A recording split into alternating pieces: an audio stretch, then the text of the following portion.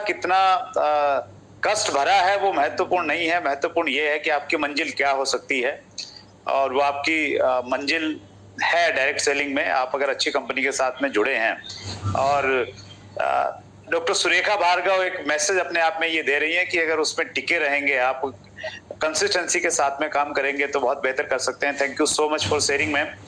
पहले क्वेश्चन पे हम आते हैं, बिजनेसेस आफ्टर लॉकडाउन। सर, ये तो सच है कि सब कुछ तुरंत पहले जैसा नहीं हो जाएगा। बड़े बड़े बिजनेसेस, बड़ी बड़ी इंडस्ट्री, आजकल हर न्यूज़पेपर, हर मैगजीन भरा पड़ा है, इतने करोड़ों का, इतने अरबों का देश में विदेश में घाटा सारी दुनिया में हो रहा है। उन आंकड़ों पे मैं अगर नहीं भी जाऊं ना, बेसिक बेसिक जो हमारे आसपास आप देखिए, उबर देखिए, ओला देखिए, तो जोमेटो देखिए, तो छोटे छोटे रेस्टोरेंट्स देखिए, हमारे को खुद को दिखाई दे रहा है। आज कोई वो चाहे ड्राई क्लीनर हो, चाहे वो चिकन सेल करने वाली शॉप हो, चाहे वो कोई बेकरी हो, हर कोई बंद हो गया है। और जब ये बंद हो गया है तो ये जो पिछले 3 महीने या जो आगे आने वाले समय में जब तक लॉकडाउन प्रॉपर्ली खुलेगा, तब तक जितने महीने ये लोग अपने लूज कर देंगे, ये इनको अपने बिजनेस में 4-5 साल कम से कम पीछे ले जाएगा। आसान नहीं है, आसान नहीं होगा। अगर कैपिटल इंटेंसिव बिजनेस है तो इस समय कोई पैसा नहीं लगा रहा क्योंकि इतनी अनसर्टेनिटी है। अगर लेबर इंटेंसिव है तो लेबर अभी आ नहीं रही। सर, एक कोरोना ने सबसे बड़ा जो खतरा दिया है, जो लोग अपने घरों से दूर रहे, इतने समय खाने पीने की जिनको परेशानी हुई, या अब जो एक डर सता रहा है लोगों को, जो बहुत मुखर होकर के सामने आ रहा है कि लोग मरना नहीं चाहते अपने घर वालों से दूर।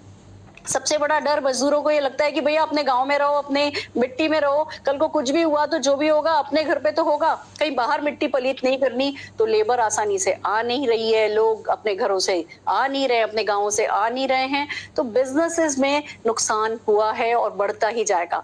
सबसे बड़ी बात यह है कि जो अनसर्टेनिटी हो गई है, उसके चलते कुछ प्रोग्रेसिव प्लान अभी नहीं बनाए जा सकते। हर कोई अभी कंजर्वेटिव अप्रोच रख रहा है, और कंजर्वेटिव अप्रोच के साथ आप जब करते हो तो वैसे भी तरक्की थोड़ी मुश्किल होती है। तो बिजनेसेस ऐसा नहीं है ग्रो करेंगे। अब जब हम वोकल फॉर लोकल की बात कर रहे हैं, जब सरकार का सारा फोकस बिजनेसेस पे हो जाएगा, तो बिजनेसेस ग्रो करेंगे। हम जितना खतरनाक सोच रहे हैं, मेरी उम्मीद है और मैं आशा करती हूँ कि उससे जल्दी बिजनेस रिकवर करे। हमारी जो इकोनॉमिक पेंडेमिक चल रहा है, ये उससे जल्दी खत्म हो। बट नो डाउट ये एक अफसोस की बात है कि बिजनेसेस में चैलेंज है। मेरी एक फ्रेंड है, स्कूल चलाती है, कल कॉल आया था, कहने लगी कि स्कूल बंद करने जैसा लग रहा है।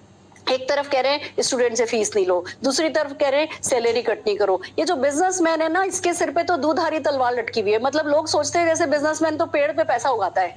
अब किसी के पास पेड़ पे तो पैसा नहीं उगता। अगर वो अपने एम्प्लॉय को सैलरी भी देता रहे और उसके पास पैसा आने का कोई तरीका नहीं होगा, तो क्या होगा? छोटे मोटे बिजनेसेस तो बंद हो जाएंगे, और वो ही हो रहा है। जो बंद हो जाएंगे उनको दोबारा उभरने में, वो हिम्मत करने में, वो शौक से निकलने में, वो असफलता की इतनी कहानियां बनती चली जा रही हैं, इन कहानियों को उभरने में बहुत टाइम लगने वाला है, और देश को उभरने में बहुत टाइम लगने वाला है। सर, आई जस्ट होप कि लोग हिम्मत करें।